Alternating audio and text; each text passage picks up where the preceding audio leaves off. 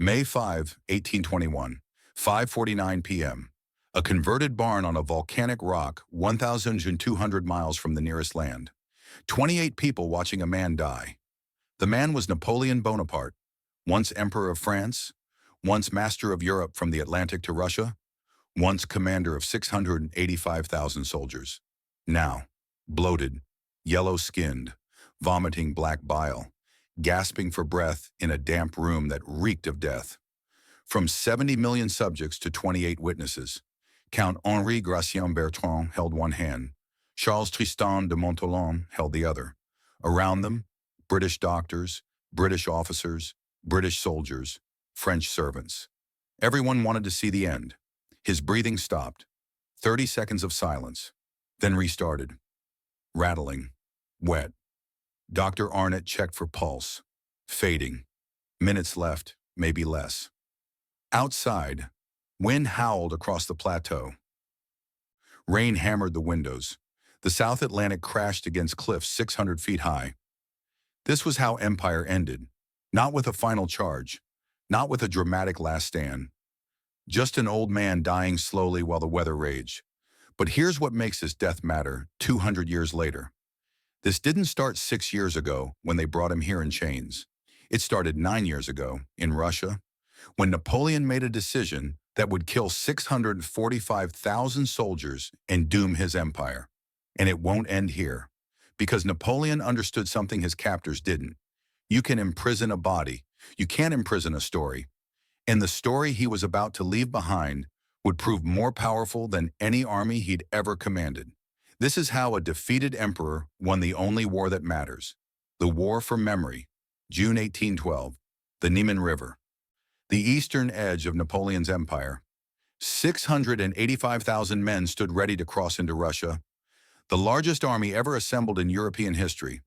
Frenchmen, Italians, Germans, Poles, Dutch, Swiss, Spaniards. An army of nations bound together by Napoleon's ambition and the promise of glory. Napoleon sat on his horse at the riverbank, watching engineers construct pontoon bridges. He was 42 years old, at the absolute peak of his power. Master of Europe, Emperor of France, King of Italy, protector of the Confederation of the Rhine. His brothers ruled Spain and Westphalia. His marshals governed Holland and Naples and Sweden. From where he sat, he could see the future stretching before him. Forced Tsar Alexander to accept the continental system, seal off Britain's trade, bring the British to their knees without ever crossing the Channel. Then perhaps Constantinople, perhaps India. The world had no limits for a man who'd already conquered everything he'd touched. What Napoleon didn't know, what he couldn't know sitting there watching his grand army cross into Russia, was that he'd already lost. Tsar Alexander had made his decision months ago, sitting in his palace in St. Petersburg. No negotiations, no matter what. Let Napoleon come. Let him march into the vastness of Russia. Let the distances and the weather and the scorched earth do what armies couldn't. Alexander's generals had prepared the strategy. Retreat. Burn everything. Leave Napoleon nothing to capture, nothing to supply his army, nothing to negotiate over. Draw him deeper and deeper into Russia until the sheer weight of distance crushed him. Napoleon had no idea. He thought he was marching to a quick victory, a decisive battle, a treaty signed by autumn. He thought Russia would fight like Austria had, like Prussia had, like every other continental power that had faced the Grand Army. Meet him in battle, lose, accept terms. He was wrong about everything. Marshal Louis-Alexandre Berthier stood near Napoleon, studying maps spread across a portable table. 59 years old, he'd been Napoleon's chief of staff since the Italian campaign in 1796. 16 years of victories, 16 years of watching Napoleon pull off impossible maneuvers and win battles that should have been losses. But Berthier had doubts now. He kept them quiet, but they gnawed at him. The army was too large. Supply lines would stretch across hundreds of miles of hostile territory. The Russians wouldn't fight a set-piece battle. They'd retreat, and the Grand Army would chase them deeper and deeper into a country that could swallow armies whole and never notice. The words came out carefully, diplomatically. "Sire, The distances? Napoleon cut him off with a wave. The Russians will fight to defend Moscow. They always do. We'll force a battle, crush them, dictate terms. 3 months, 4 at most. Berthier said nothing more. There was no point. When Napoleon decided on a course of action, argument only irritated him, and Berthier was tired. 59 years old, longing for his estate in Bavaria, for retirement, for peace. In 3 years, Berthier would throw himself from a window in Bamberg, unable to bear the weight of watching Napoleon's empire collapse. Unable to choose between loyalty to the man he'd served for 16 years and loyalty to the Bourbon kings who'd reclaimed France. But that was 3 years away. Now he watched the Grand Army cross the Niemen River, and he kept his doubts to himself. What happens when loyalty conflicts with judgment? When you know the cause is wrong, but can't bring yourself to abandon it? Berthier was about to spend 3 years learning the answer, and it would destroy him from the inside. By the end of the first week, 130,000 men were gone, not from battles, from disease, desertion, exhaustion, heat stroke. 20% of the invasion force evaporated before a single major engagement. The army marched through Lithuania toward Vilna. Temperatures soared above 90 degrees. Men collapsed on the road. Horses died by the thousands, bloated corpses lining the route like milestones. Supply wagons broke down on roads turned to mud by summer thunderstorms. Jean-Baptiste Barré, a soldier in the 47th Line Infantry, wrote in his diary, "We march 20 miles each day and see no Russians, only abandoned villages, burned fields, empty barns. My company started with 140 men at the Niemen. We have 98 now. We haven't fired a shot." The pattern established itself in that first week. Napoleon pushed forward, chasing a Russian army that refused to stand and fight. His own army melted away behind him, dissolving into the vastness of Russia like salt into water. By August, 450,000 remained of the original 685,000. Still no major battle. The Russians retreated toward Moscow, burning everything in their path. Napoleon grew frustrated. He needed a decisive victory. He needed the Russians to surrender so he could turn his attention back to Europe, back to Spain, where British forces under Wellington were slowly pushing his brother Joseph back to the continental system that was supposed to be strangling Britain, but instead was driving European states to quiet rebellion. September 7, 1812, the village of Borodino, 70 miles west of Moscow. The Russians finally stopped retreating. General Mikhail Kutuzov, 67 years old and so fat he could barely mount a horse, had decided to make a stand. Not because he thought he could win, but because the Russian court and the army and the people demanded it. You couldn't just abandon Moscow without a fight. Politically impossible. So Kutuzov chose his ground, a series of ridges and earthwork fortifications called flèches protecting the main road to Moscow. He positioned 120,000 men and 640 cannons, and he waited. Napoleon had 130,000 men and 587 cannons. Finally, a battle. Finally, the set-piece engagement he'd been chasing for 3 months. The battle began at sunrise with the largest artillery barrage in history up to that point. The sound could be heard 60 miles away in Moscow. For 12 hours straight, cannons fired without pause. Infantry charged fortifications, were blown apart, charged again. Cavalry swept across smoke-filled fields, colliding with Russian cavalry in swirling melees. By evening, 70,000 men lay dead or dying. The French captured the flèches, captured the central position, technically won the battle, but Napoleon made a mistake. Late afternoon, with the Russian center crumbling, Marshal Ney begged him to commit the Imperial Guard, the elite veterans held in reserve for exactly this moment. One more push would break the Russian army completely, turn tactical victory into total rout. Napoleon refused. Why? He was sick. Bladder problems, painful and distracting. His judgment clouded, and he was 1,200 miles from France with no reinforcements. The Imperial Guard was his last reserve. He couldn't risk them. Not yet. Not here. So he let the Russians retreat in good order. Let them pull back toward Moscow. Let them live to fight another day. Ney was furious but said nothing. What could he say? You didn't question the emperor. After the battle, Napoleon walked among the dead, bodies stacked 3 and 4 deep in places, French, Russian, indistinguishable in death. The smell of blood and gunpowder and open bowels. Horses screaming, men crying for water or their mothers or God. This was victory. Napoleon lost Russia the moment he crossed the Niemen. He just didn't know it yet. Victory would have required conquering winter, distance, and Russian patience. He could defeat armies. He couldn't defeat geography. 450,000 men had entered Russia. After Borodino, 130,000 remained.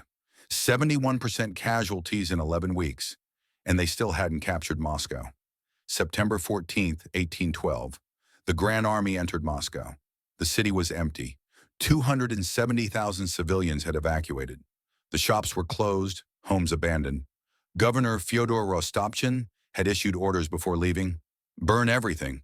Remove all firefighting equipment. Leave the French nothing. That night, fires started across the city. By morning, Moscow was an inferno. The French army tried to fight the fires but had no equipment. They watched helplessly as 3/4 of the city burned. Napoleon established headquarters in the Kremlin, the only major structure to survive mostly intact. He sat in the Tsar's throne room, master of a burned-out shell of a city, waiting for Alexander to send envoys to negotiate. No envoys came. Days passed. Weeks. Napoleon sent letters to St. Petersburg, offering generous terms. No response. October arrived. Still no response. The first snow fell on October 13th. Napoleon finally understood. Alexander would never negotiate, would never accept his terms, would let Moscow burn, would let the Grand Army occupy ashes, would wait for winter to do what Russian armies couldn't. On October 19th, after 5 weeks in Moscow, Napoleon gave the order to retreat. 100,000 men left Moscow. 40,000 would make it back to friendly territory. 60% would die in the next 2 months. This was the beginning of the end. Though Napoleon didn't know it yet, he still had 3 years, 2 returns to power, 1 final battle, and 6 years of exile ahead. But the empire died in Russia. Everything after was just a slow collapse. The retreat was worse than any battle. First came the cold. Temperatures dropped below 0 Fahrenheit. Men who'd marched to Moscow in summer uniforms froze to death on the road. Fingers, toes, ears, noses turned black with frostbite and fell off. Pierre Auvray, 19 years old. A conscript from Normandy who'd been drafted 4 months earlier, made it only 3 days. His regiment found him sitting by the side of the road on the morning of October 22nd, frozen solid in a sitting position, eyes still open. They left him there. No time to bury the dead, no energy to spare, just keep marching. Then came starvation. The army had expected to supply itself from Russian resources during the retreat, but the Russians had burned everything. No food, no forage for the horses. Men killed horses and ate the meat raw. Then they ate the leather from their boots. Then they ate nothing and kept walking until they couldn't anymore. Then came the Cossacks. Russian irregular cavalry who harassed the retreating columns constantly. They didn't engage in open battle. They swooped in, killed stragglers, disappeared into the forests. Again and again, day after day, the Grand Army disintegrated.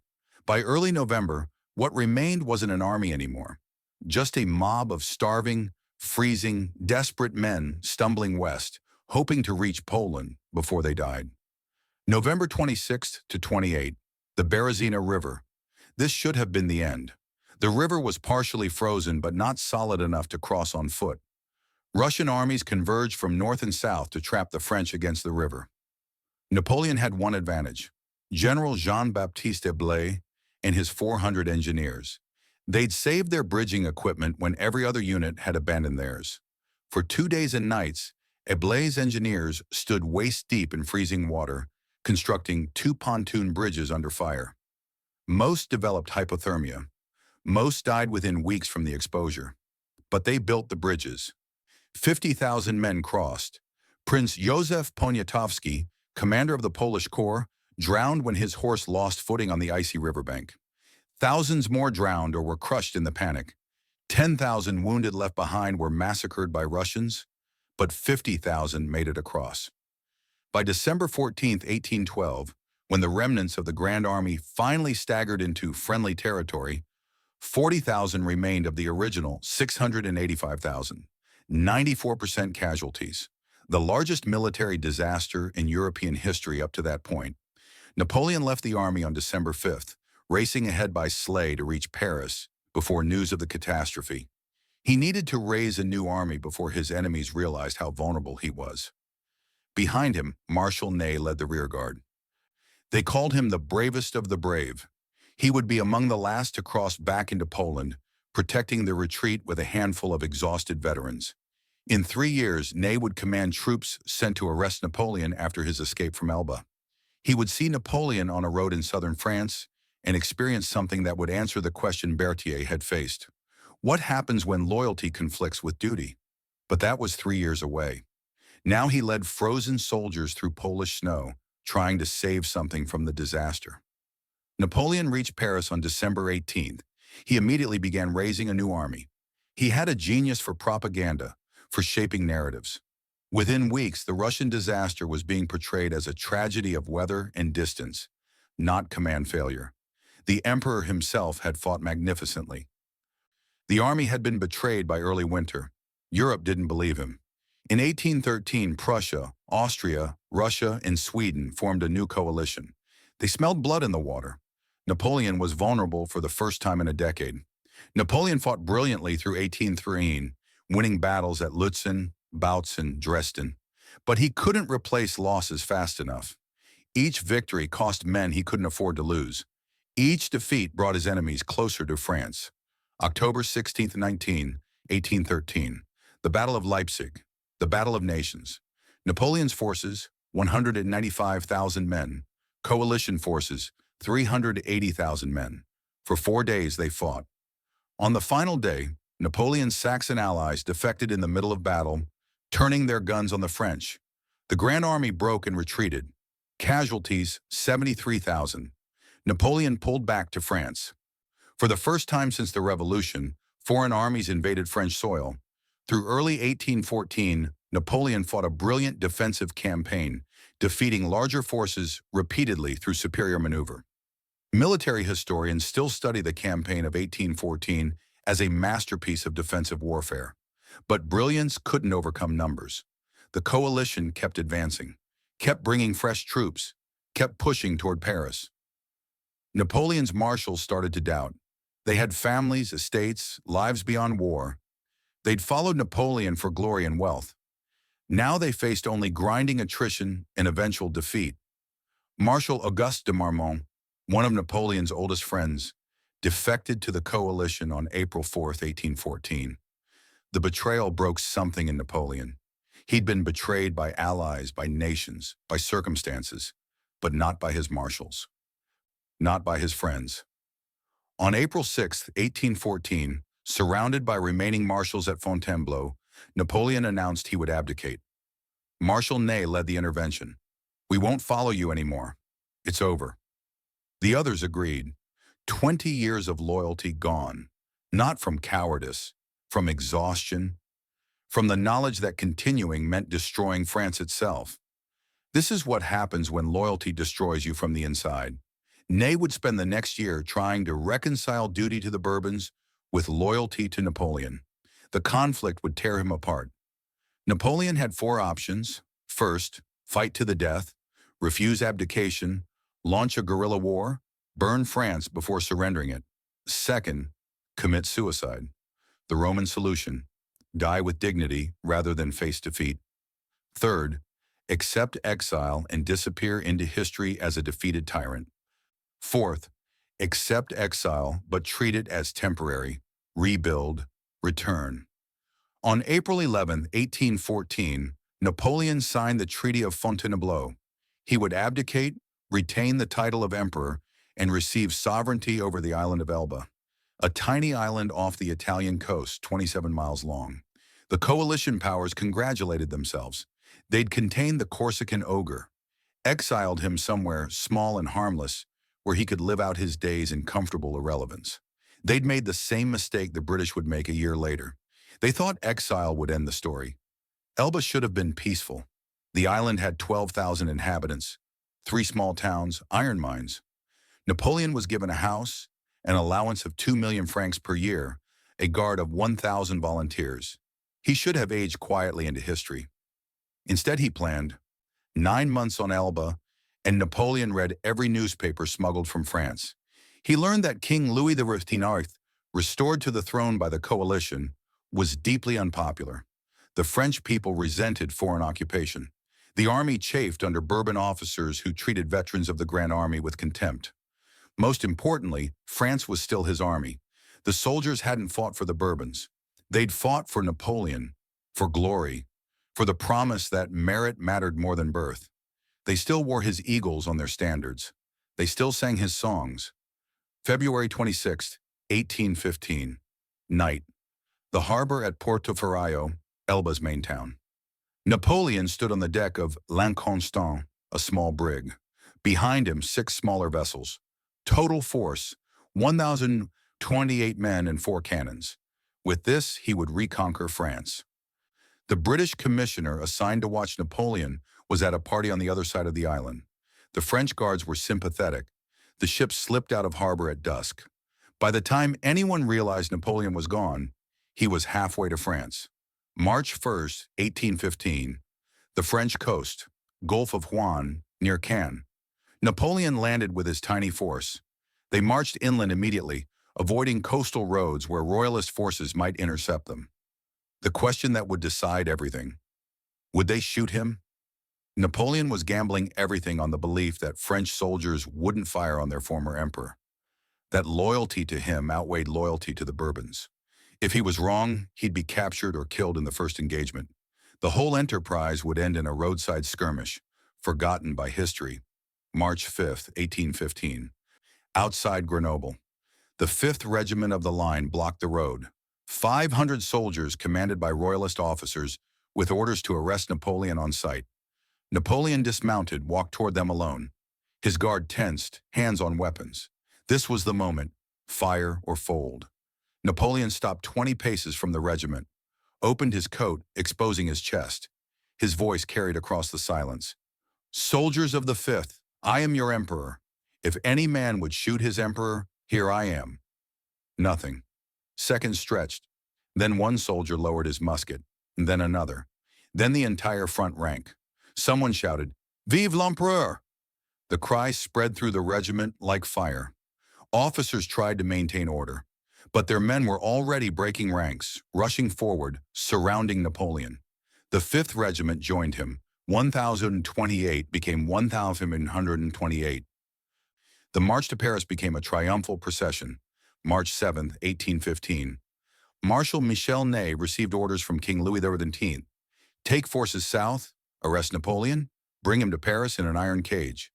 Ney, who'd fought through Russia, who'd protected the retreat at the Berezina, who'd been called the bravest of the brave, departed Paris with 5,000 men.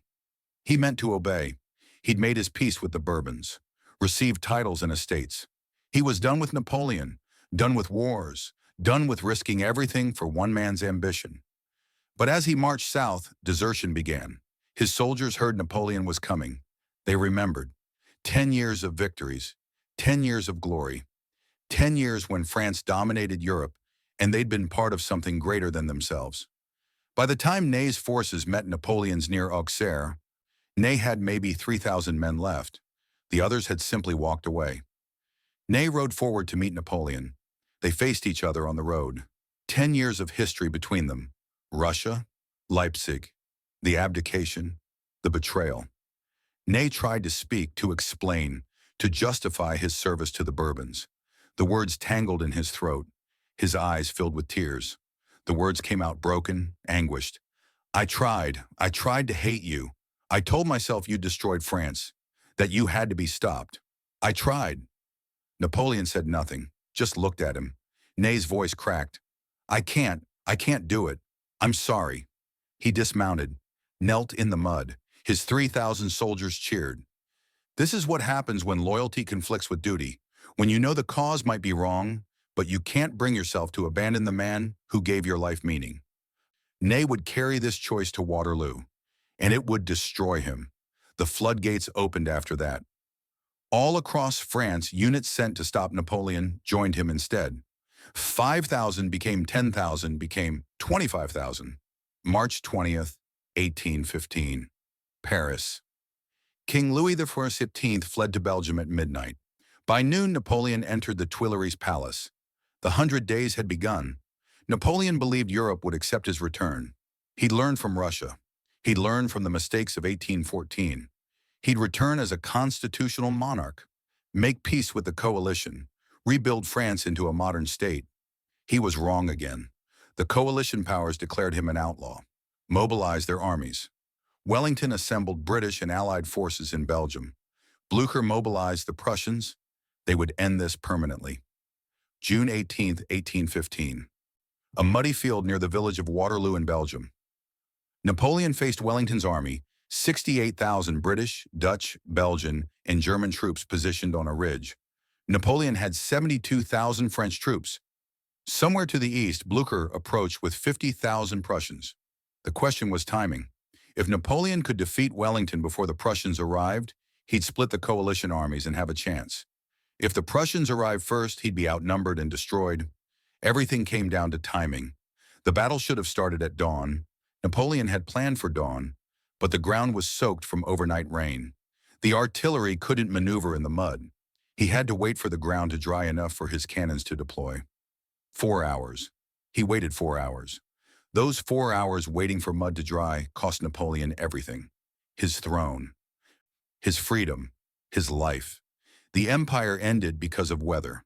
Those 4 hours decided the battle, decided the campaign, decided the fate of Europe. 11:30 a.m., the battle finally began with a massive artillery bombardment. For 6 hours, French forces battered Wellington's line. Infantry attacks, cavalry charges, constant pressure. Wellington's forces bent but didn't break. 2 p.m. Ney, desperate to break through, launched a massive cavalry charge, 5,000 horsemen against Wellington Center. The British infantry formed squares, solid walls of men with bayonets facing outward. The cavalry crashed against the squares like waves against rocks. Again and again, 6 charges, each one bloodier than the last. Ney's horse was shot from under him. He found another. That one was killed. He found another. 5 horses killed under him that day. He was trying to die, trying to atone for betraying Napoleon in 1814, trying to find death on the battlefield because living with the choice he'd made, abandoning duty for loyalty, was unbearable. He survived. 4:30 p.m. Prussian scouts appeared on the eastern flank. Napoleon had to win now or lose everything. He committed his final reserve, the Imperial Guard. 3,500 veterans, men who'd followed him since Egypt, since Italy, men who'd never retreated, never broken, the best soldiers in Europe. 7:15 p.m. The Imperial Guard advanced in tight columns through the smoke and mud. This was the last charge Napoleon would ever order, the last battle he'd ever command. In 30 minutes it would be over. In 4 days he'd abdicate. In 6 weeks he'd be a prisoner. In 6 years he'd be dead. But right now the Imperial Guard was advancing. And for 30 more minutes, Napoleon was still Emperor of France. Wellington's forces seemed on the verge of collapse. The British line wavered. Then at 15 paces, the British First Foot Guards rose from where they'd been lying hidden in the tall grain. They fired one massive volley. The front ranks of the Imperial Guard disintegrated. For the first time in their history, the Imperial Guard retreated. Someone shouted, "La Garde recule!" The Guard retreats. Panic spread through the French army faster than fire through dry grass. If the Imperial Guard was retreating, the battle was lost. The army broke. Soldiers threw down their weapons and ran. The Prussians hit the eastern flank minutes later. What had been a retreat became a rout. 25,000 French casualties. The Grand Army ceased to exist. Napoleon escaped the battlefield and returned to Paris. June 22, 1815. Napoleon abdicated for the second time. He had 4 options again. Fight to the death, suicide, accept exile and wait. This time, no returning. The coalition would make sure. He chose to surrender to the British, believing they'd give him asylum in England. Better the British than the Austrians or Russians, who might simply execute him.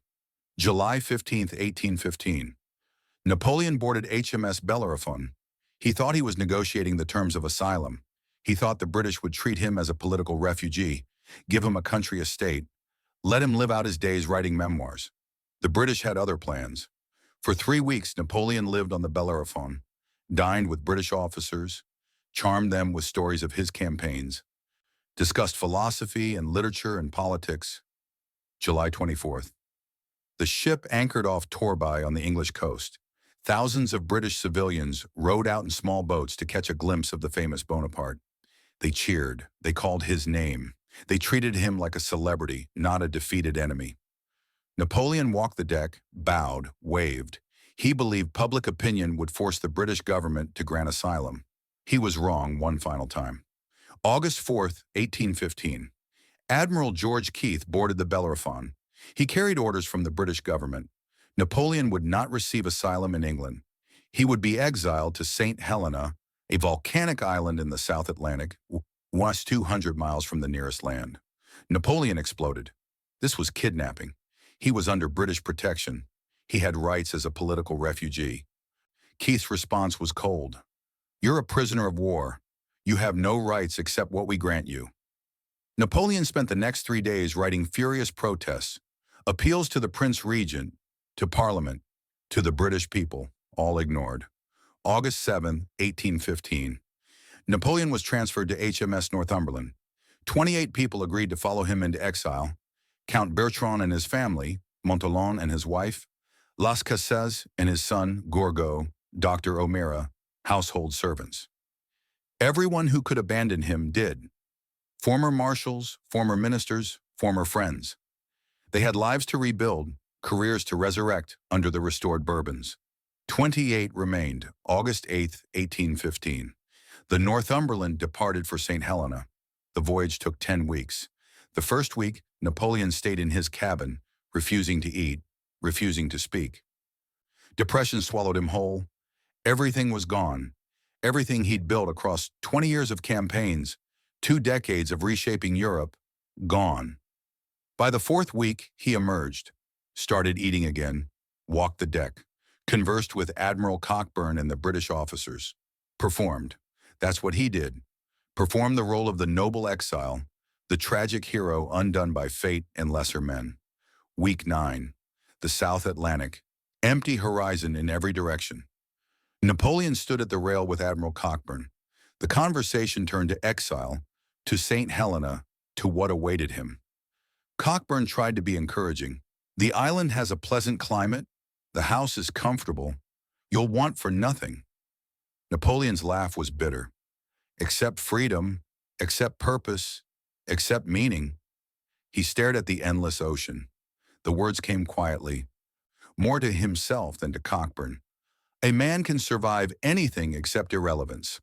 October 15th, 1815. Dawn. A sailor's voice.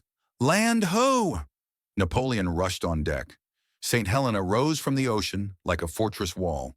Sheer volcanic cliffs 600 to 700 feet high.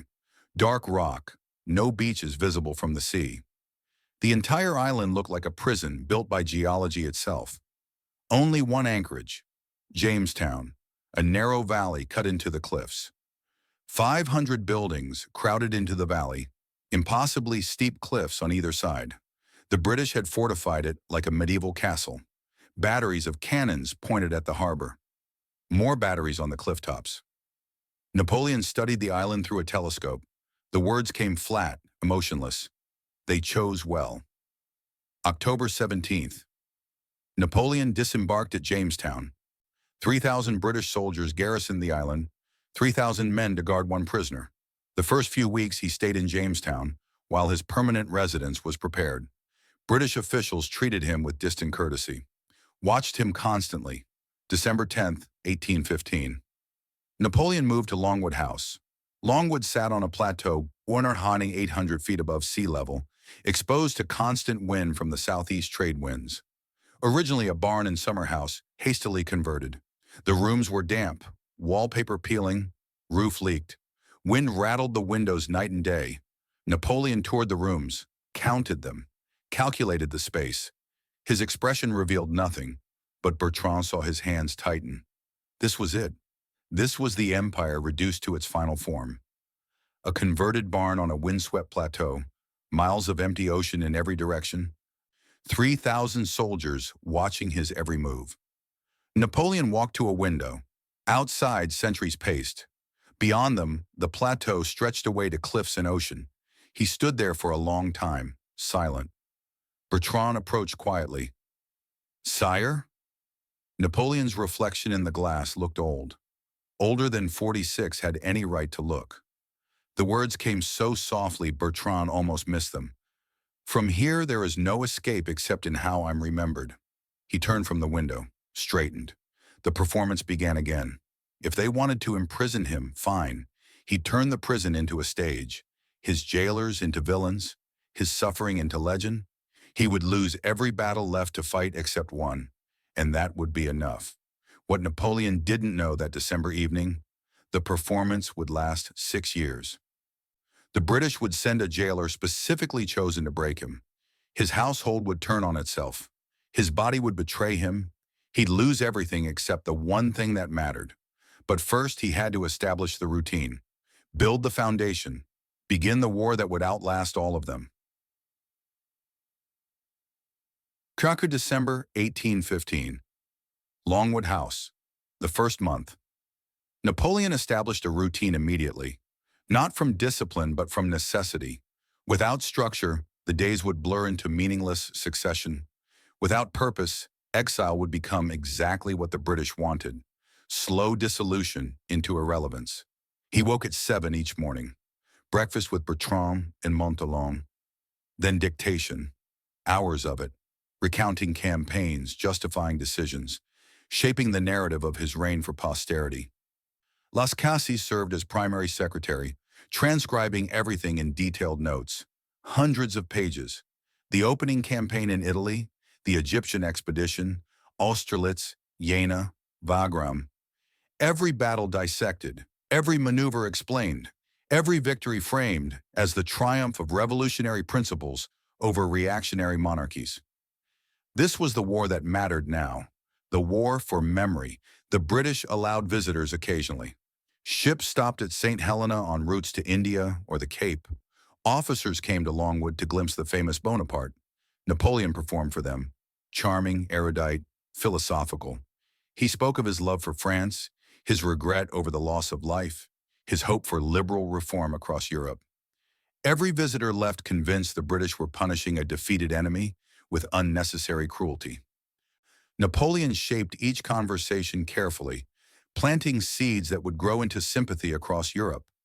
January passed into February. The isolation deepened. 28 people living in close quarters, trapped together by circumstance and loyalty. Tensions simmered beneath the surface. Madame Bertrand hated St. Helena with a fury that burned hotter each day.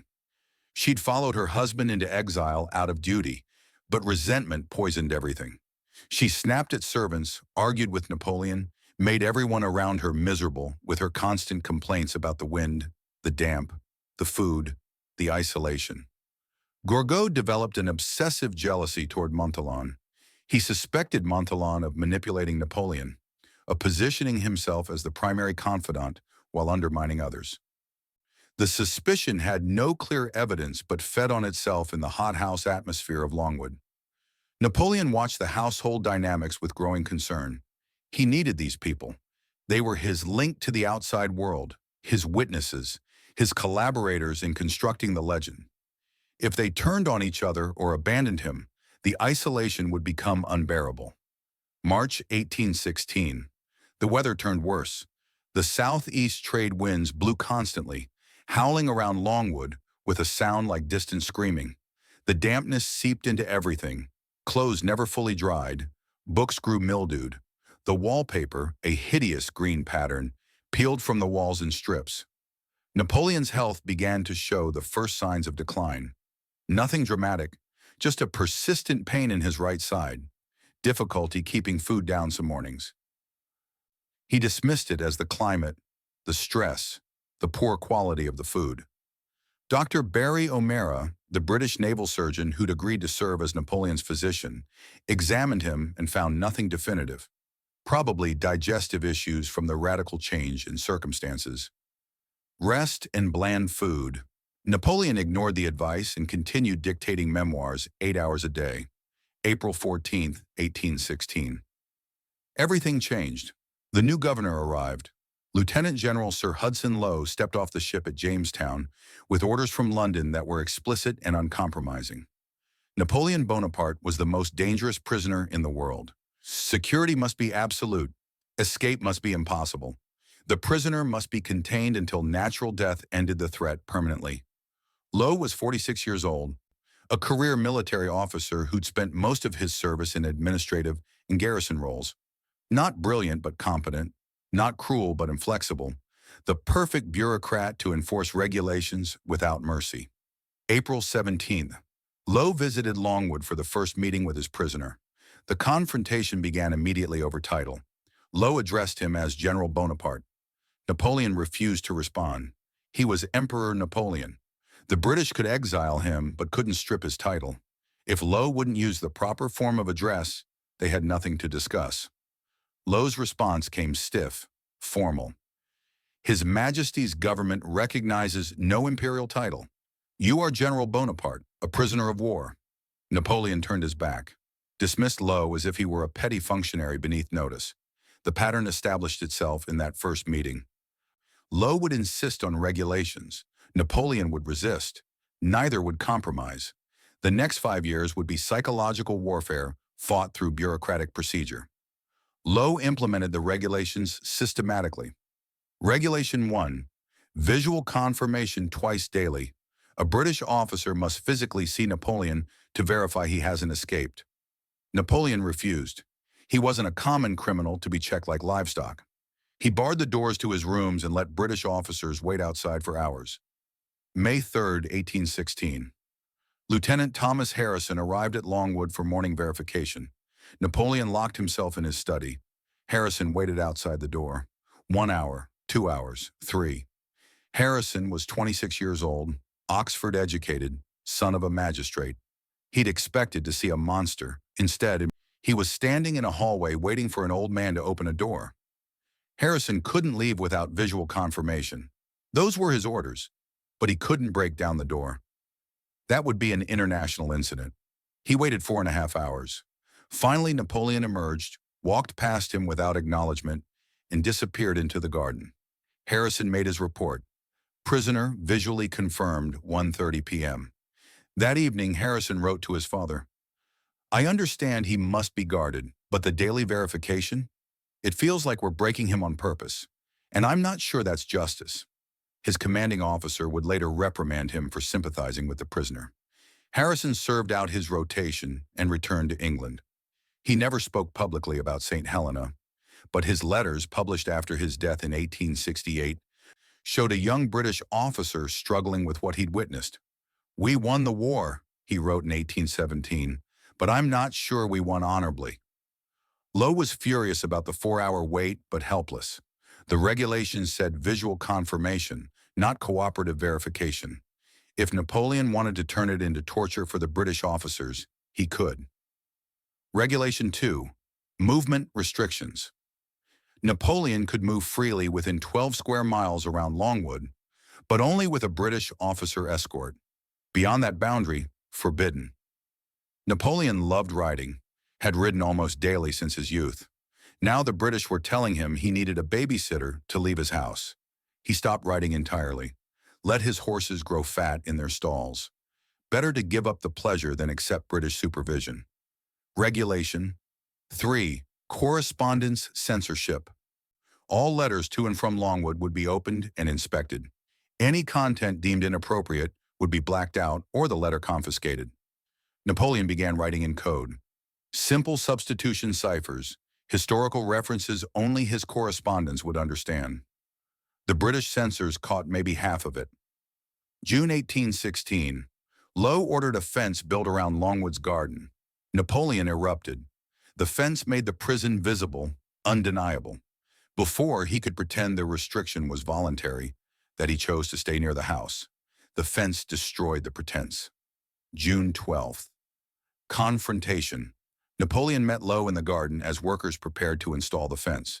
The words came low, dangerous. "I am not a dog to be penned." Low's face remained expressionless. "The fence is for security. Your movements must be monitored."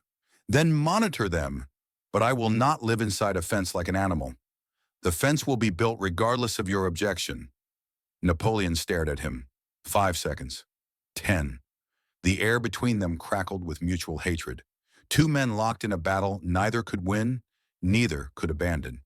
Then Napoleon turned and walked back inside. He refused to use the garden for 4 months. Let the fence stand empty, a visible symbol of British petty tyranny.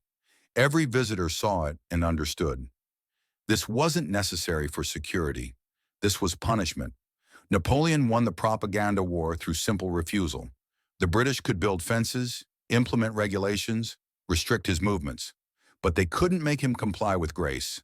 Every restriction became evidence of British cruelty. Every regulation became proof they feared him, even in defeat. Low thought regulations were walls that would contain Napoleon, but every regulation became a weapon Napoleon used against him. You cannot imprison someone's story, and the story was all Napoleon had left. August 1816. The budget war began. The British allocated $8,000 per year for Napoleon's household. For 28 people, this was insufficient. Food on St. Helena was expensive, shipped from Cape Town or England. Maintaining even basic dignity required funds Napoleon didn't have. He could have requested more from London. Low would have processed the request. But that would mean begging, and Napoleon would rather starve than beg his jailers for scraps. Instead, he began selling his possessions. Silver plate first, pieces from his campaign chest, gifts from conquered kings, relics of empire. One by one, they went to auction in London or Cape Town. Low recorded in his reports that the prisoner had adequate personal funds, omitting the fact that these funds came from liquidating everything Napoleon owned. September 1816. The Memoirs project intensified. Napoleon dictated 6 to 8 hours daily.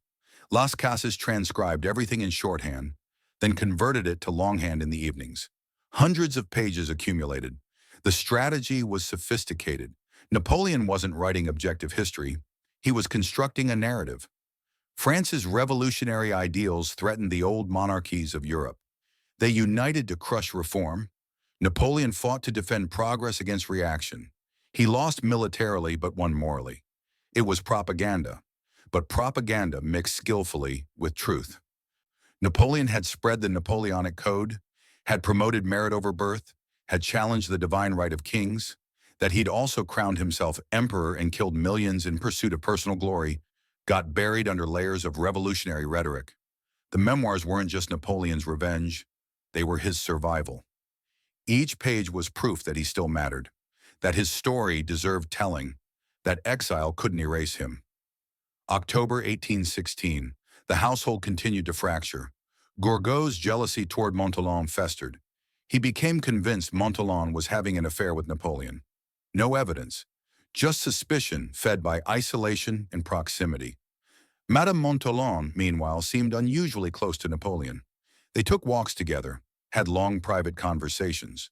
Whether anything inappropriate happened was unclear, but the appearance was enough to fuel gossip. Bertrand tried to mediate, to keep the household functional, but even his patience wore thin.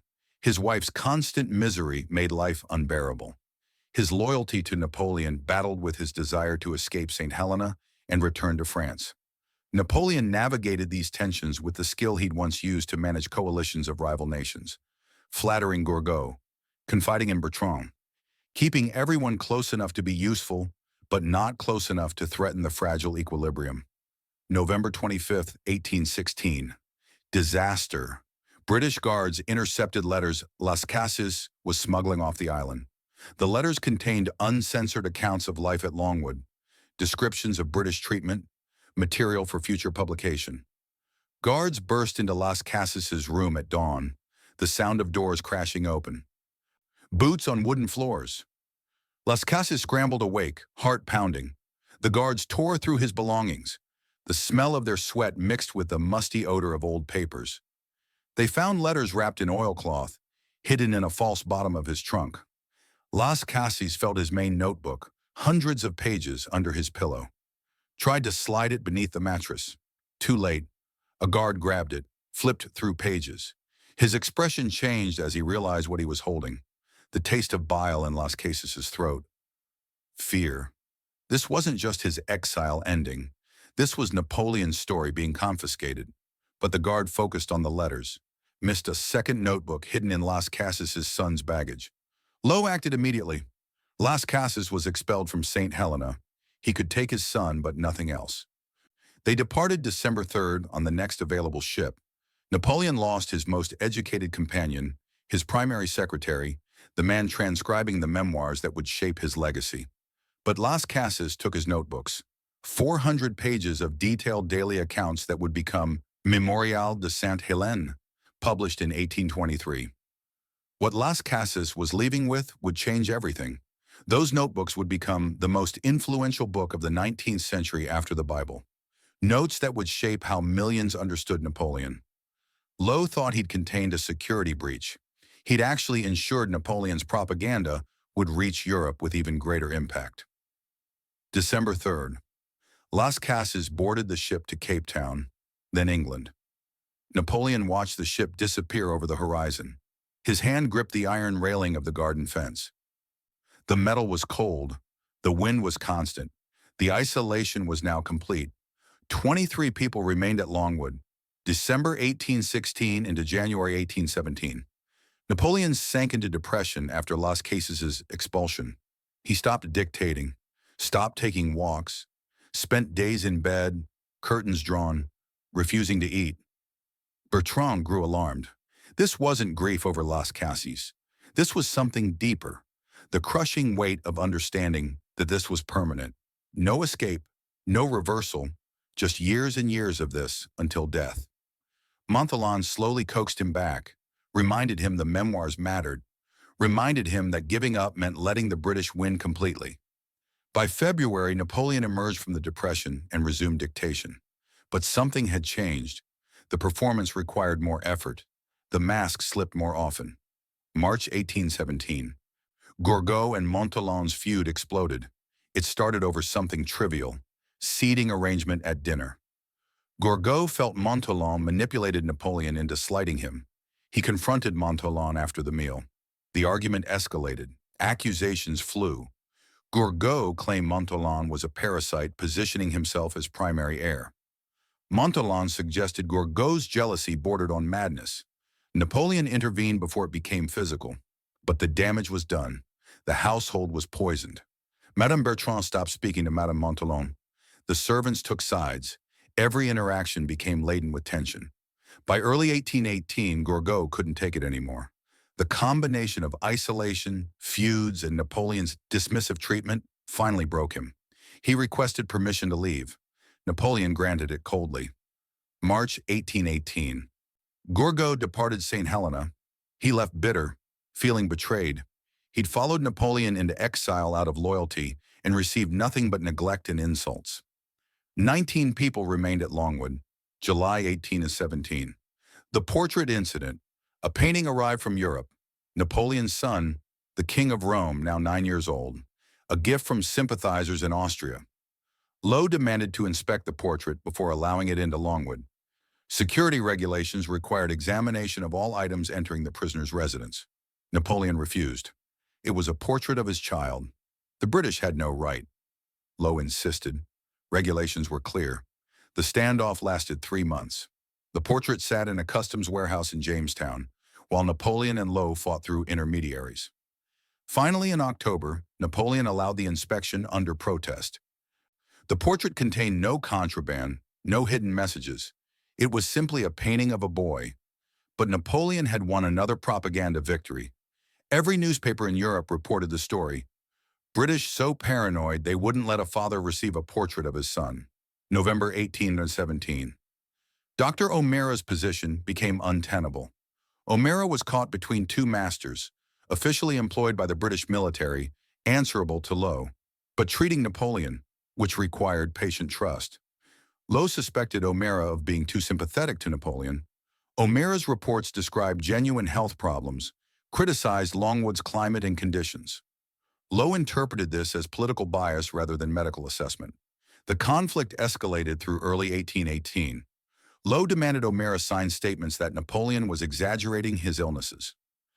O'Meara refused, July 25, 1818. Lowe expelled O'Meara from St. Helena. Napoleon now had no doctor. Lowe offered British military physicians, but Napoleon refused to accept them. They answered to Lowe, not to their patient. He couldn't trust them. For the next 3 years, Napoleon would have no medical care beyond household remedies in his own judgment. This decision would cost him his life. December 1819. Madame Montholon departed, officially for health reasons. The climate didn't suit her. She needed to return to Europe for medical treatment. Rumors suggested she was pregnant. By her husband or by Napoleon was unclear and would remain unclear forever. She returned to France and didn't speak publicly about her time on St. Helena. 18 people remained. By early 1820, the pattern was established and unchanging. Lowe implemented petty regulations. Napoleon resisted through non-cooperation. The household slowly disintegrated from internal pressure. The outside world received accounts of British tyranny through letters and expelled companions. Napoleon was winning the propaganda war from his prison. Every restriction Lowe implemented fed the martyr narrative. Every household member who left took stories that made Napoleon sympathetic and the British look petty. But the victory came at a cost Napoleon was only beginning to understand. January 1820. The pain in his right side worsened, not constant anymore.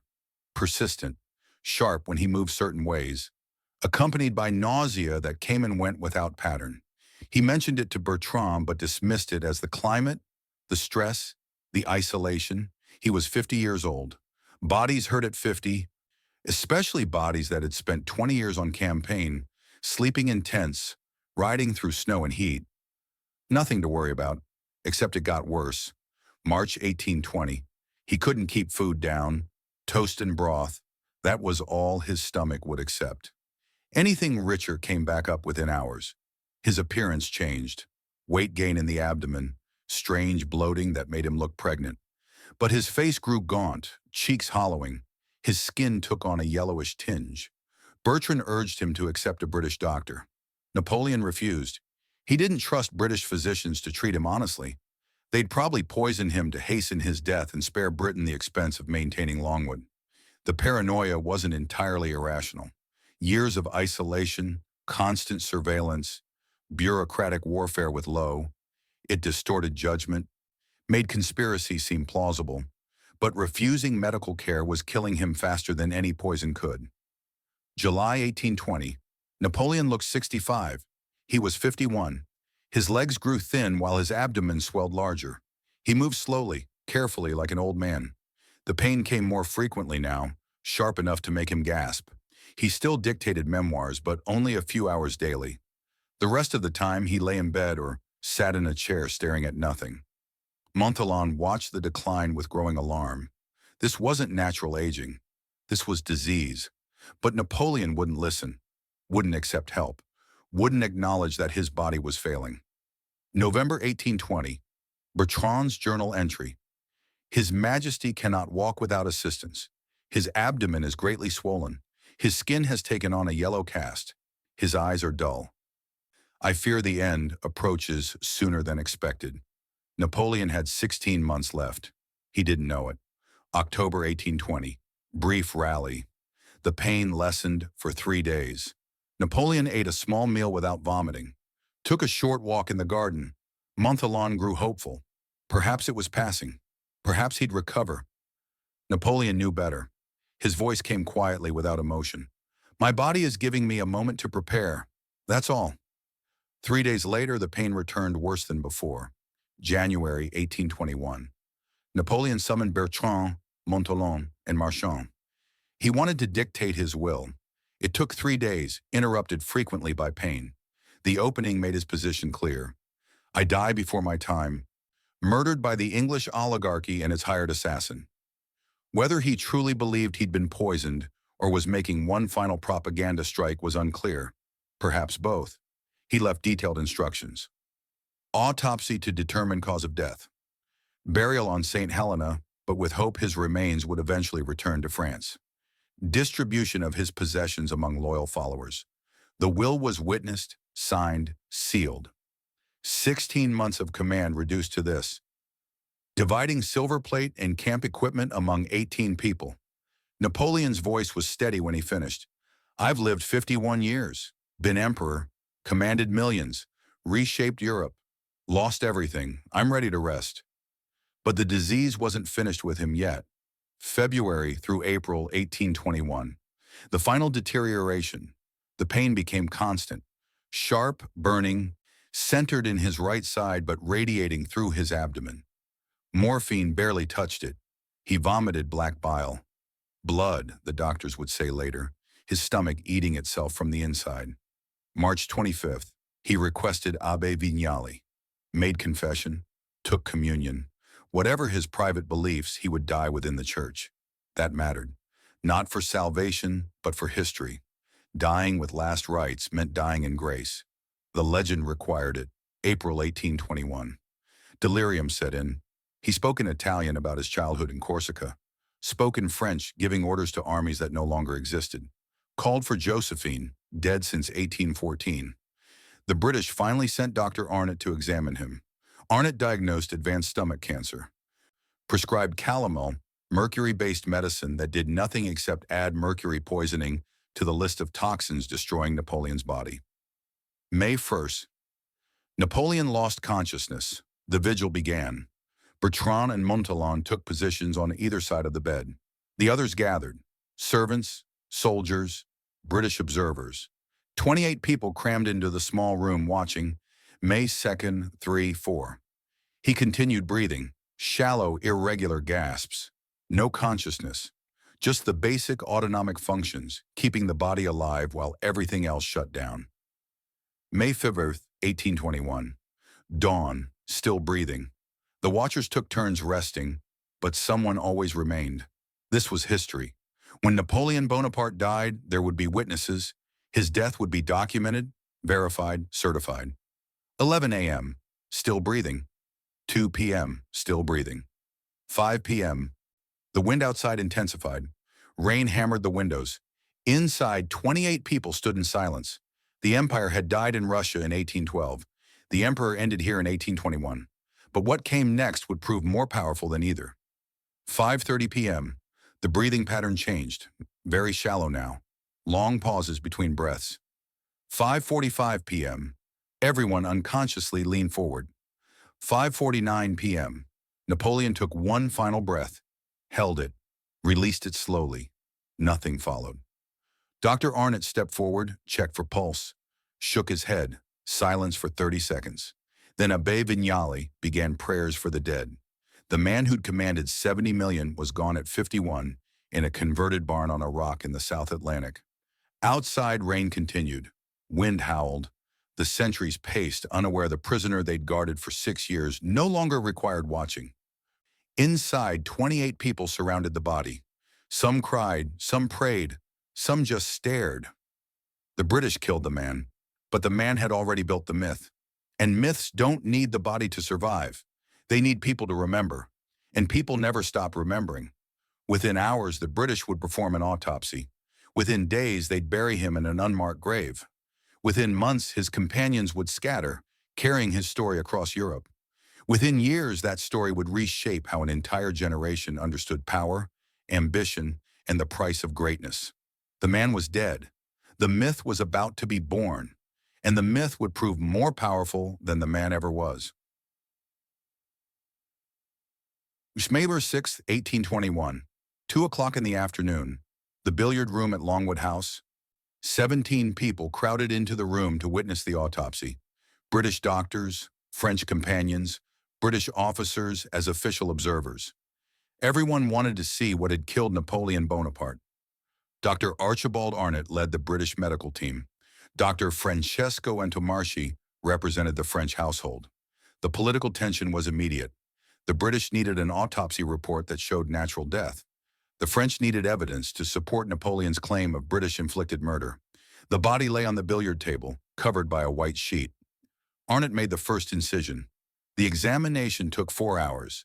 17 people watching in silence as Arnott and Antomarchi dissected the body of the man who'd once terrified Europe. The findings were undeniable. A large tumor in the stomach, roughly the size of a hand, had perforated the stomach wall. The surrounding tissue showed extensive ulceration. The stomach lining bore traces of what looked like chemical damage. The liver was enlarged, possibly cirrhotic. Arnott's diagnosis came firmly. Gastric carcinoma, stomach cancer. Antomarchi immediately disputed it. He insisted the liver disease was primary, caused by St. Helena's climate and the stress of imprisonment. The stomach damage was secondary. Montholon interrupted from the back of the room. How do you know it wasn't poison? Arsenic causes stomach ulcers. Everyone knows that. The argument consumed an hour. Arnott maintained professional detachment. Cancer. Clear evidence. No indication of acute poisoning. Antomarchi argued the prolonged exposure to St. Helena's conditions had destroyed Napoleon's health. If not direct poison, then environmental murder. Montholon pressed harder. Test for arsenic. Test the stomach tissue, the liver, anything. Arnott's response was cold.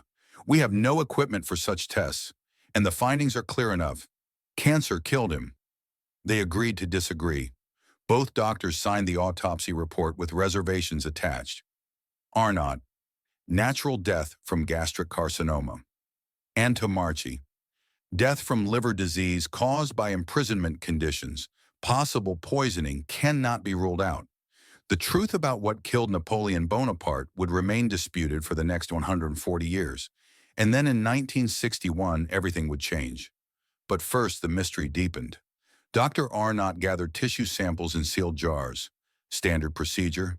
If questions arose later, if accusations of foul play persisted, the British government wanted physical evidence to counter conspiracy theories. Those jars would sit in British archives for decades, forgotten, until a Swedish dentist with an obsession would demand access to Napoleon's hair samples and discover something that would reignite the entire debate. The truth, unknowable in 1821, was probably complicated. Napoleon died primarily from stomach cancer, possibly hereditary. His father had died from stomach problems at 59. But the cancer didn't kill him alone. The arsenic from Longwood's wallpaper, Scheele's green, an arsenic-based pigment that released toxic gas in damp conditions, contributed to his misery. The stress accelerated the disease. The lack of proper medical care for 3 years after O'Mara's expulsion allowed the cancer to progress unchecked. The isolation, the constant psychological warfare with Lowe, the depression, all of it weakened his body's ability to fight. Did Lowe kill Napoleon? Not with poison or a knife, but by denying him proper medical care, by expelling sympathetic doctors, by making every day a battle over petty regulations until Napoleon's body simply gave up. The British would never admit it. The French would never stop claiming it. The truth sat somewhere in between, unsatisfying to everyone. This ambiguity would become part of the legend. The mystery of whether Napoleon was murdered or died naturally would keep people arguing for 2 centuries. And arguments meant attention. Attention meant memory. Memory meant Napoleon won. May 7th through 9. Preparation for burial. Napoleon's body was placed in 4 nested coffins. Tin innermost to preserve the corpse. Mahogany, lead. Mahogany again. The British wanted preservation. If questions arose later about cause of death, they needed the body available for re-examination. The household watched as carpenters sealed each coffin, the sound of hammers on nails echoing through Longwood, each strike driving home the finality. Bertrand supervised every detail. Napoleon had trusted him with this responsibility. The will had been explicit. Proper burial, proper respect, even on this God-forsaken rock. May 9th, 1821. The funeral. A procession formed at Longwood at dawn, the coffin on a hearse pulled by 4 horses. Behind it, Napoleon's horse led by a groom, boots reversed in the stirrups in the cavalry tradition. Behind that, the household members, 17 people now, their faces drawn from 6 years of exile and the final weeks of watching Napoleon die. Behind them, 2,800 British soldiers in dress uniform lining the route. The destination was Seine Valley, also called Valley of the Geraniums, about 2 miles from Longwood. A small spring fed a stand of willow trees. Napoleon had liked the spot during his first months on St. Helena, when he still took walks, before Lowe's regulations and his own declining health imprisoned him at Longwood. 1,500 people attended the funeral. Every British soldier and officer not on duty. Every civilian on the island who could make the journey. Ships' crews from vessels anchored at Jamestown. The service was brief. Catholic rites performed by Abbé Vignali. A British military salute, 19 guns. The salute for a general, not an emperor.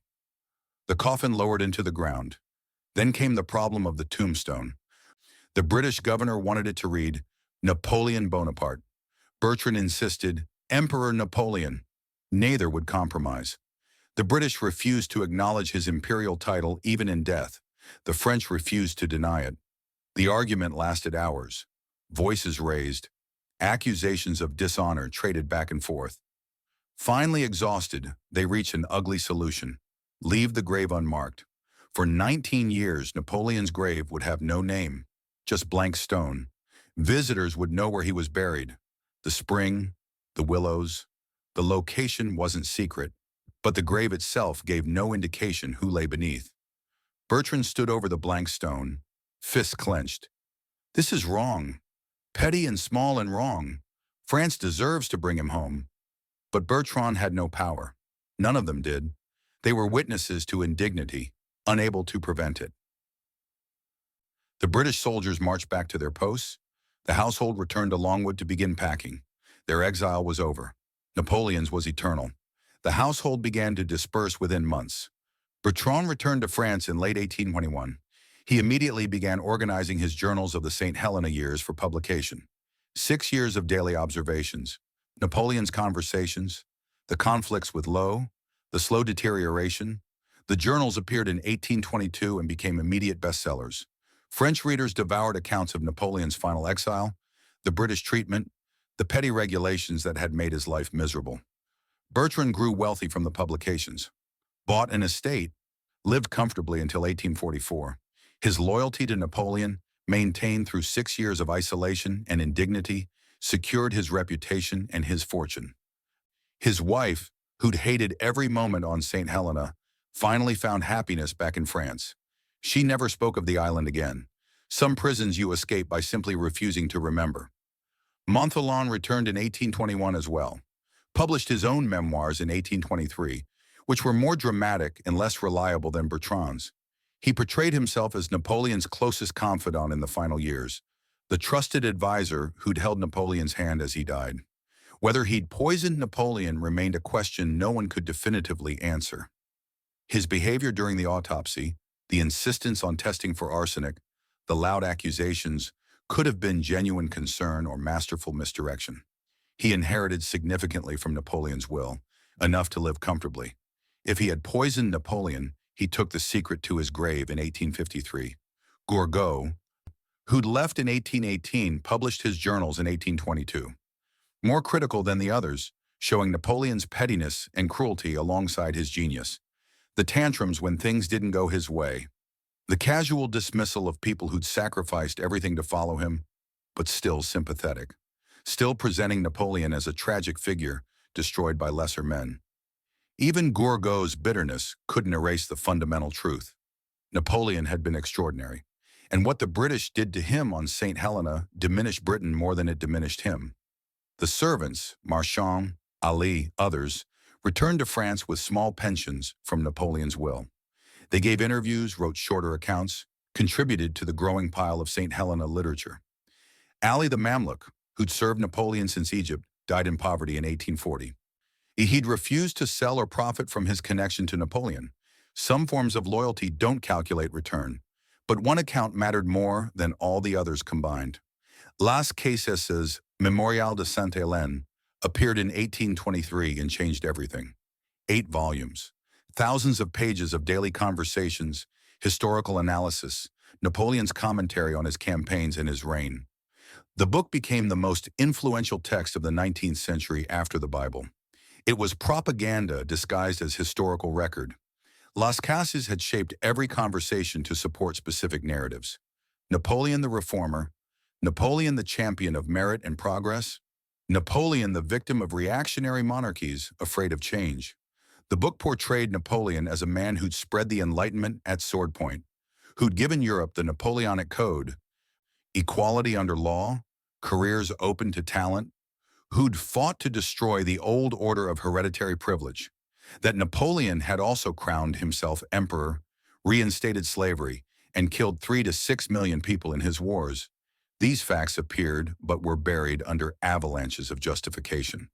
The deaths were unfortunate necessities. The autocracy was temporary until Europe accepted reform. The wars were defensive, forced upon him by reactionary powers. It was masterful historical revisionism, and it worked. The book sold hundreds of thousands of copies across Europe, was translated into every major language, shaped how an entire generation understood Napoleon. Young men across Europe read Mémorial de Sainte-Hélène and learned that one determined man could challenge empires, that merit could triumph over birth, that ideas could be more powerful than armies. Karl Schurz was 14 years old when he read it in 1837 in a small German town. The book changed his life. Napoleon's story, rising from nothing, challenging kings, reshaping Europe through merit, not birth, lit a fire inside him. The idea that one man could matter, that you didn't need noble blood to change history, that revolution was possible. Schurz joined the revolutionary movements of 1848, fought in the German uprisings that swept Europe that year. When they failed, he fled to Switzerland, then France, then America. He became a Union general in the American Civil War, then a U.S. Senator from Missouri, then Secretary of the Interior under President Hayes, spent the rest of his life fighting for civil service reform, for merit-based government appointments, for the principles he'd learned reading about Napoleon. In his memoirs, published in 1906, he credited Napoleon's story as his inspiration. I learned that one man could challenge empires, that birth didn't determine destiny, that ideas could be more powerful than armies. Schurz was one of millions. Across Europe, young men read about Napoleon and joined revolutions. The dead emperor inspired more uprisings than the living one ever had. The British had feared Napoleon would escape St. Helena and restart his wars. They were right to be afraid, but not of physical escape. Napoleon's ideas escaped, and ideas can't be imprisoned. Collectively, these memoirs accomplished exactly what Napoleon intended. They preserved his version of history. They established the martyrdom narrative. They turned 6 years of exile into proof of British cruelty and Napoleon's enduring greatness. Europe's reaction to Napoleon's death split predictably along political lines. In France, royalists celebrated quietly. The Bourbon Restoration was secure. The threat was finally eliminated. King Louis XVIII held a private dinner with close advisors. Champagne was served. Toasts were drunk to the end of Bonapartism. But they celebrated quietly because open celebration would have been dangerous. Napoleon was still beloved by too many. In taverns and cafes across France, veterans gathered. Men who'd fought under Napoleon, who'd marched to Moscow and back, who'd charged at Waterloo. They drank to his memory, told stories of campaigns and victories. They didn't care about the war's costs, the millions dead, the devastation left behind. They remembered the glory. Pierre Vigneault, 72 years old, had been at Austerlitz. He stood in a Paris cafe on May 18, 1821, when news of Napoleon's death arrived. Tears streamed down his weathered face. The words came barely audible. We won everything. We lost everything. But we were glorious. That sentiment spread across France. Grief mixed with pride, mixed with regret.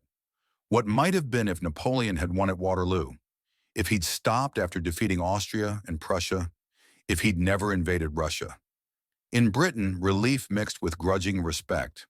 He'd been their enemy for 20 years, but he'd been a worthy enemy. The Times ran an obituary that acknowledged his military genius while condemning his ambition. Bonaparte possessed abilities of the first order, but his ambition knew no bounds. He rose higher than any man in modern times and fell further. Austria felt satisfaction. Marie-Louise, Napoleon's second wife and mother of his son, had long since moved on. She'd remarried an Austrian count, Adam von Neipperg, had 3 children with him. When news of Napoleon's death arrived at her estate in Parma, She expressed polite regret and continued with her life. She'd loved Napoleon once, in the way a 19-year-old Habsburg princess could love the conqueror who'd humiliated her family. But that was 11 years ago. She was 30 now with a new family, a new life. Napoleon was the past. Russia and Prussia felt that death was justice. The man who'd invaded their countries, burned their cities, killed their soldiers, had finally faced consequences. Tsar Alexander III held a memorial service, oddly enough. Not celebration, but acknowledgement that a great enemy had fallen. But across Europe, among liberals, romantics, and revolutionaries, Napoleon's death transformed him into something more dangerous than he'd ever been alive. Dead, he became a symbol. The man who'd risen from nothing to reshape Europe. The man who'd proven merit could triumph over birth. The man who challenged kings and almost won. Publishers across Europe released memoirs, histories, analyses, tributes. Artists painted dramatic scenes of Napoleon's campaigns, the crossing of the Alps, the victory at Austerlitz, the burning of Moscow, the death on St. Helena. Composers wrote symphonies inspired by his victories and his fall. Napoleon dead became more famous than Napoleon exiled. His legend grew untethered from the complicated reality of his actual reign. The irony would have pleased him, 1821 through 1840. 19 years. Napoleon's grave sat unmarked on St. Helena. The willow trees grew. The spring continued flowing. Ships stopped occasionally, and curious visitors walked to San Valley to see where the great Bonaparte was buried. The British government occasionally discussed returning the remains to France, but always decided against it. Too much risk of creating a rallying point for French nationalism. France under the Bourbon Restoration tried to erase Napoleon from public memory, censored newspapers that praised him, blocked publication of favorable biographies, discouraged veterans from wearing their medals or discussing campaigns. But you can't erase what people remember. Veterans told stories. Publishers in Belgium and Switzerland, beyond French censorship, sold books. Artists created paintings. The legend grew despite official attempts to suppress it. The July Revolution of 1830 changed everything. 3 days of street fighting in Paris overthrew Charles IX and the Bourbon monarchy. The revolutionaries installed Louis-Philippe, Duke of Orléans, as constitutional monarch under a more liberal regime. The new government was less afraid of Napoleon's memory, saw potential benefit in associating with his legend. Glory, French greatness. The idea that France could dominate Europe again. By 1840, enough time had passed. Enough veterans had died. Enough distance existed between Napoleon's actual reign and the romanticized memory. The French government under Louis-Philippe decided to bring Napoleon home. Partly politics. The July monarchy needed legitimacy. Associating with Napoleon's glory helped. Partly genuine sentiment. Napoleon represented French greatness. His remains belonged in France, not on a British rock in the Atlantic. October 1840, the frigate La Belle Poule departed France for St. Helena. The mission? Retrieve Napoleon's remains and bring them home with full honors. The crew included Prince de Joinville, King Louis-Philippe's third son, military officers, officials, diplomats. This wasn't just a retrieval mission. This was a state ceremony stretched across 2 oceans. October 15th, 1840.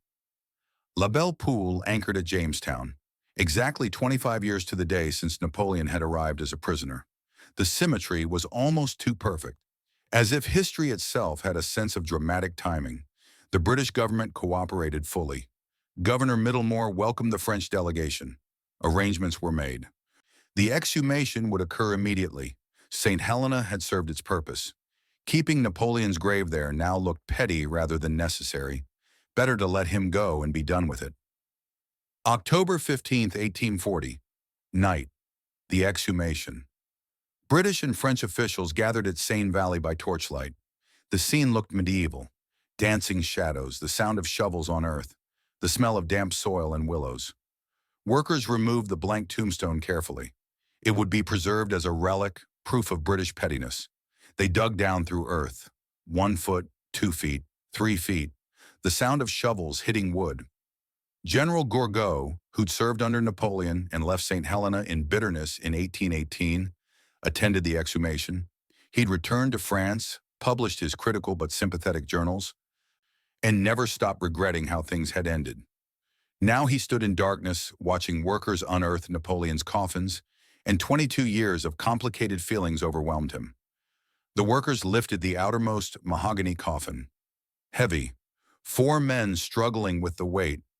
Inside, the lead coffin showed greenish corrosion where moisture had seeped through over 19 years. They pried it open carefully. The scraping of metal on metal set teeth on edge.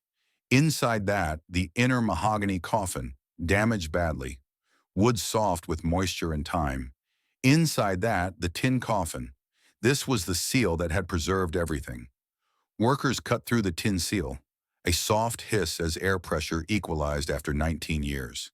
The lid lifted. Silence. Napoleon's face. 19 years underground, and still recognizable. The skin waxy but intact.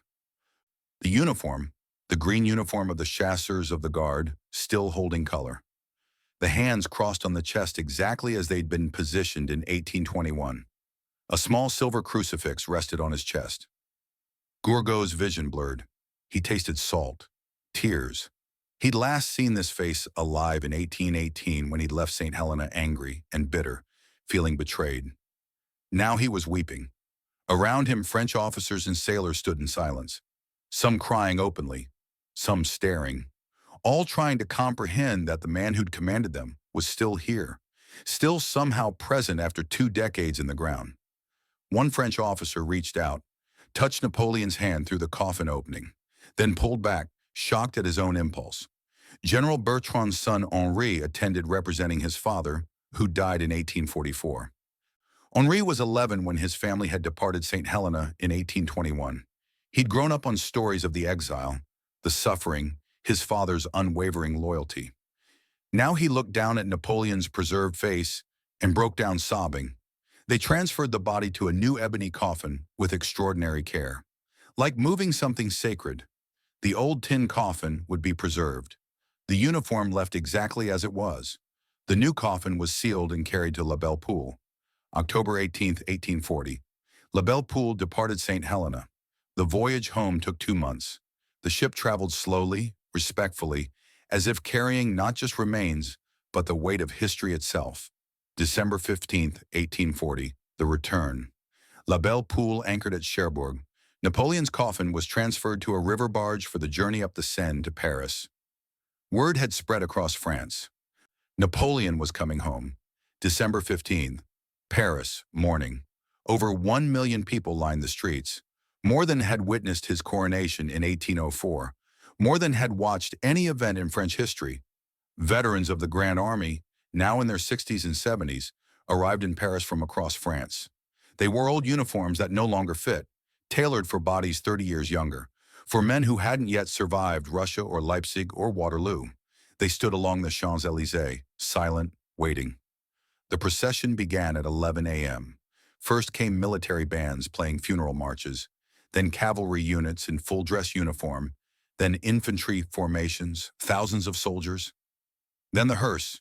It was massive, gold and purple, drawn by 16 horses, the coffin visible through glass panels, draped in purple velvet with gold bees, Napoleon's imperial symbol. The crowd stood silent except for quiet weeping. No cheers, no celebration. This wasn't a triumph.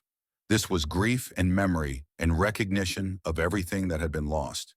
An elderly man in the tattered uniform of the Imperial Guard collapsed as the hearse passed. His companions caught him, held him up. He was crying too hard to stand. A woman held up her infant son to see the procession. "Remember this," she whispered. "Remember you saw the emperor come home." The procession moved slowly through Paris, down the Champs-Élysées, around the Place de la Concorde where Louis XVI had been guillotined during the Revolution, across the Seine. It took hours. Veterans stood and wept. They'd survived when 645,000 hadn't.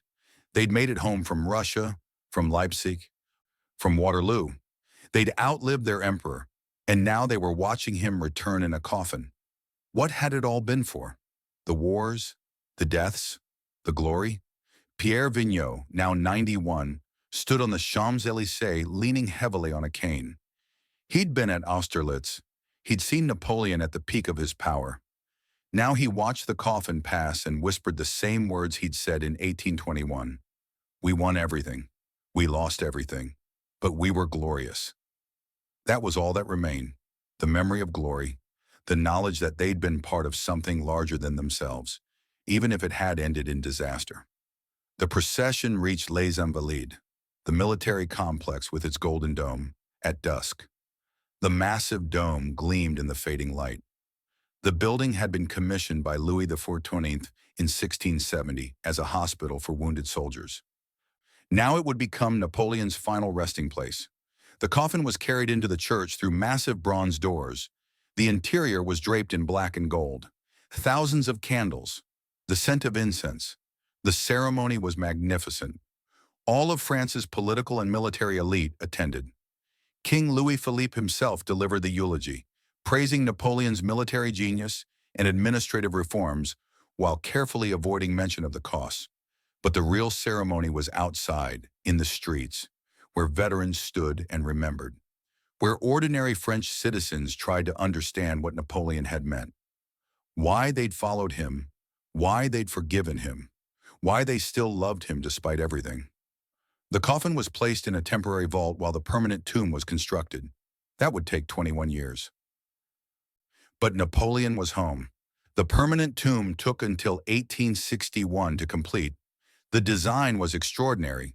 The architect, Louis Visconti, created something between a tomb and a temple. You enter Les Invalides through the main entrance, walk through galleries of military history. Then you reach the dome chamber, and you descend. 12 massive stone pillars surround a circular space. Between the pillars, statues representing Napoleon's victories. Austerlitz, Jena, Friedland, Wagram. Others, inscriptions listing his achievements, the Napoleonic Code, the Concordat with Rome, the Bank of France, the educational reforms, the infrastructure projects. No mention of the millions dead. No mention of the countries invaded. No mention of the republics overthrown. No mention of the slaves re-enslaved. Just glory, just achievement. Just the legend Napoleon had carefully constructed during those 6 years at Longwood. In the center, on a green granite pedestal, sits the tomb. Red quartzite from Finland, so dark it's almost purple. Enormous, over 13 feet long, 6.5 feet wide, 14.5 feet tall. You look down at it from the gallery above. The design forces you into that position, looking down as if paying homage to something divine. The effect is overwhelming. The sheer scale, the beauty, the weight of history pressing down from the dome above. This is where Napoleon rested on the banks of the Seine, among the French people he'd loved. He got his wish, 20 years late, but he got it. Today, Les Invalides attracts roughly 1.5 million visitors annually, more than most living heads of state receive in their lifetimes. Marcus Chen, 29, a software engineer from Singapore, descended the steps into Les Invalides crypt on a Tuesday afternoon in October 2023. He'd learned about Napoleon from a YouTube video that had gone viral. 2 hours of storytelling that had made him book a trip to Paris just to see the tomb. The crypt was stunning.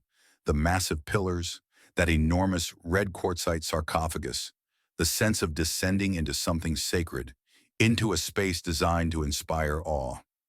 Marcus stood at the railing, looking down at the tomb. An elderly French couple stood nearby. The woman was weeping quietly. Her husband held her hand. Marcus overheard their conversation in French. His rudimentary understanding caught fragments. He gave France glory. He killed millions. He spread the code. Equality under law. He crowned himself emperor and crushed republics. He made France matter. He destroyed a generation. They were both right. Marcus took out his phone, snapped a photo, posted it to Instagram with the caption, "Came to see Napoleon's tomb. Learned that history is more complicated than any video can capture." 300 likes within an hour. 20 comments, half praising Napoleon, half condemning him. Even in death, even 202 years later, Napoleon divided people. Marcus walked back up the steps into sunlight, mind spinning. He still didn't know what to think about Napoleon. Genius or tyrant, Hero or villain, victim or perpetrator. Maybe that was the point. Maybe the ones who remain interesting are the ones who refuse to be simple. Napoleon's legacy extends far beyond that tomb. The Napoleonic Code forms the basis of civil law in over 70 countries. France, obviously, but also Belgium, Luxembourg, Italy, Spain, Portugal, Netherlands, parts of Germany, Louisiana in the United States, Quebec in Canada, much of Latin America, parts of Africa and the Middle East. The principles Napoleon codified in 1804 remain standard: equality before the law, secular authority, property rights, individual freedom, religious tolerance. Revolutionary concepts in 1804.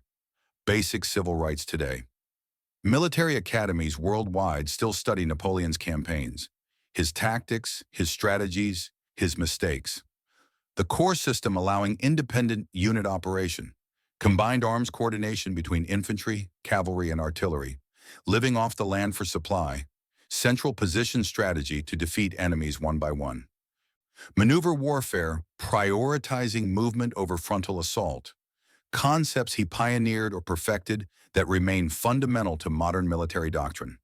His name became synonymous with ambition, with the rise and fall of great men, with the costs of hubris. Napoleon complex entered psychology as a term for overcompensation driven by perceived inadequacy. The Napoleon of X became shorthand for dominance in any field. The Napoleon of finance, the Napoleon of tech, the Napoleon of chess. His legend outlasted the British Empire that imprisoned him, outlasted the Bourbon monarchy that replaced him, outlasted most of the states he conquered. Hudson Lowe died in 1844, largely forgotten except as the man who guarded Napoleon. He spent his final years defending his treatment of the prisoner, published a 500-page justification of his actions at St. Helena, wrote letters to newspapers, argued he'd simply followed orders, enforced necessary regulations, done his duty. History didn't care. Lowe is remembered as the petty tyrant in Napoleon's martyrdom story, the jailer, the villain, the small-minded bureaucrat who couldn't see he was creating exactly what he'd been trying to prevent. The British government's strategy failed completely. They'd wanted to exile Napoleon somewhere remote, contain him until natural death, avoid making him a martyr.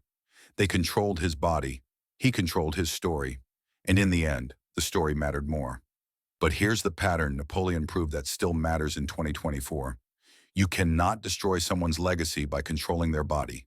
St. Helena was 2,100 miles from anywhere. No telegraph, no telephone, no internet, just ships that took months to reach Europe. Yet information escaped. Letters reached Paris and London. Expelled companions published accounts. News of British treatment spread across Europe, despite all attempts to contain it. Napoleon shaped his narrative from that converted barn, dictated memoirs that would reshape how millions understood power, merit, and revolution, turned every British restriction into ammunition for a propaganda war the British Empire couldn't counter. If Napoleon could do it in 1821 with nothing but pen and paper and expelled companions carrying his story, how much harder is it now to control narratives in an age of instant global communication? The pattern repeats. Constantly. February 16, 2024. Moscow. Funeral of Alexei Navalny. Thousands brave police presence to pay respects to Vladimir Putin's most prominent opponent. Dead in an Arctic prison at age 47 under suspicious circumstances. Russian authorities tried to control everything. Delayed releasing the body. Restricted funeral attendance, blocked media coverage, arrested people laying flowers, failed completely. Video spread instantly across social media, photos of thousands gathering despite threats. International condemnation. Navalny's final message recorded before his death, viewed millions of times. If they've killed me, it means we were strong enough to frighten them. The Russian government poisoned Navalny in 2020, Novichok nerve agent, survived only through emergency treatment in Germany, imprisoned him on fabricated charges in 2021, denied him proper medical care, moved him to increasingly harsh prisons, made his life systematically miserable, exactly the pattern Lowe followed with Napoleon, February 2024. Navalny died under conditions the Russian government never adequately explained, just like Napoleon died under conditions the British never adequately explained. Within weeks, a documentary about Navalny won an Academy Award. His widow continued his work. His organization, though officially dissolved, continued operating from exile. His final message became a rallying cry for Russian opposition. The Russian government tried to erase Navalny. Instead, they created a martyr. 203 years after Napoleon proved the pattern. It still works exactly the same way. The pattern is simple. Powerful entities try to destroy enemies through legal means while maintaining plausible deniability. Exile that's technically humane, but psychologically destructive. Imprisonment on charges that are technically legal, but politically motivated. Denial of medical care that's technically within regulations, but functionally lethal.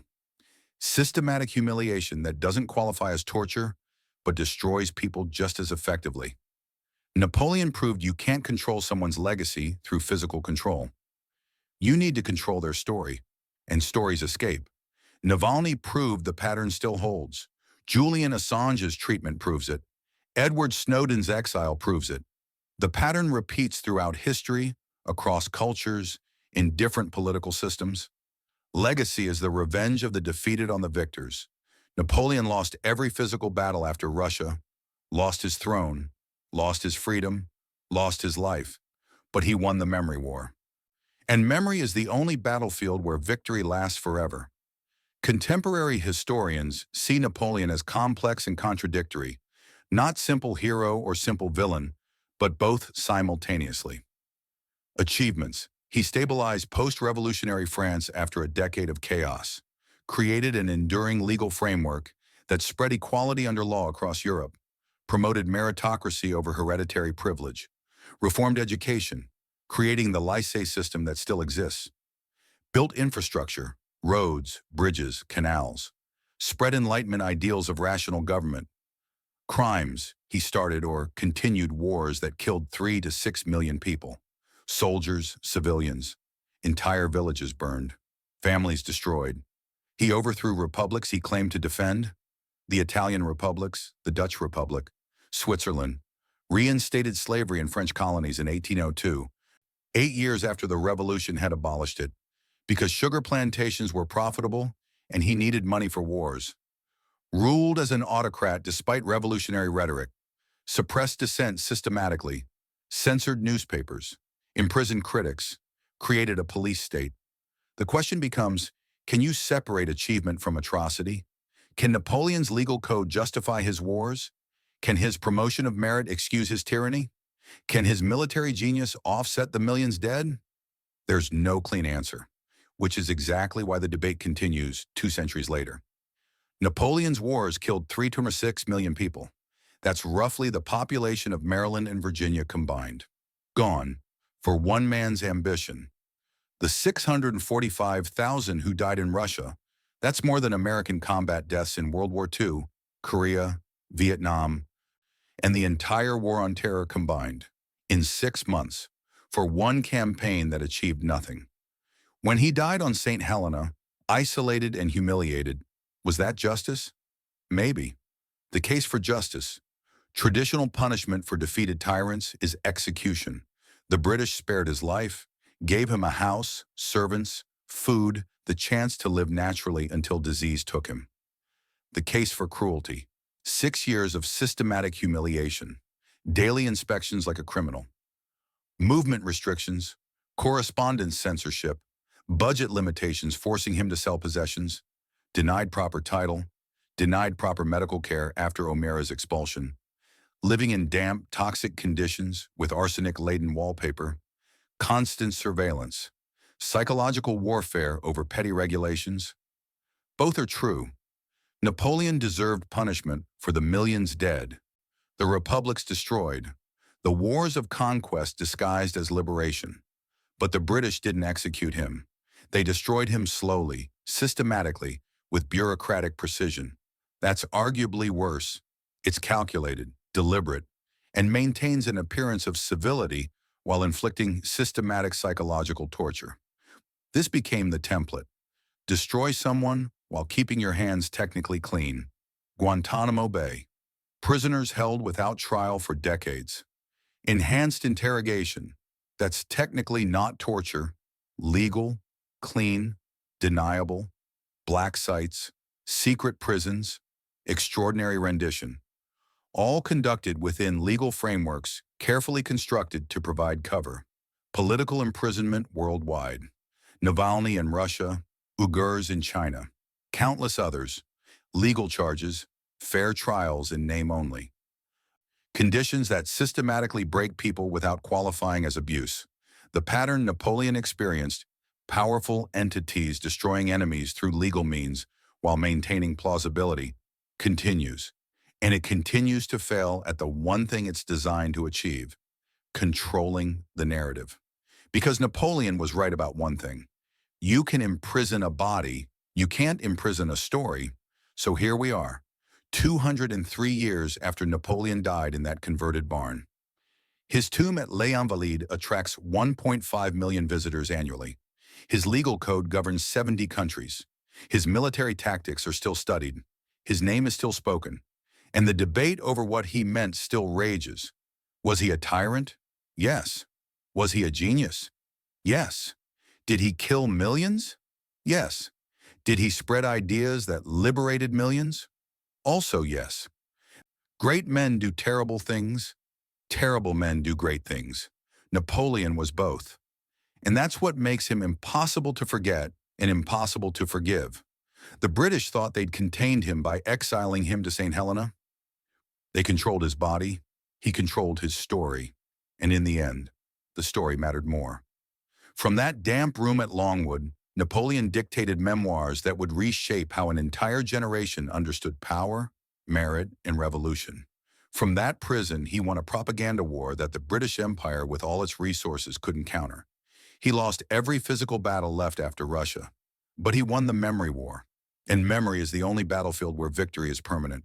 2 centuries later, we're still talking about him, still arguing about him, still trying to understand how one man from Corsica conquered Europe, lost everything, and died on a rock in the Atlantic, yet somehow won. The answer is uncomfortable.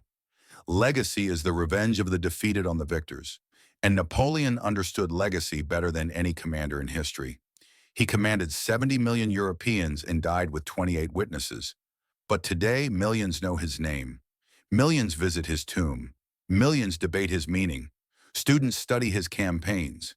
Nations use his legal code. His story inspires revolutions and reforms. He lost everything and won the only thing that lasts. Whether he deserved to is the question that will never die. And maybe that's exactly what he wanted: to be remembered, to be debated, to force every generation to confront the question, what does it mean to be great? What's the price of ambition? Where's the line between genius and monstrosity? Napoleon never gets to answer. He's been dead for 203 years. But we keep asking. And as long as we keep asking, he keeps winning. From 70 million to 28. From 28 to immortality. The man who could survive anything except irrelevance made sure he'd never be irrelevant, even from a grave.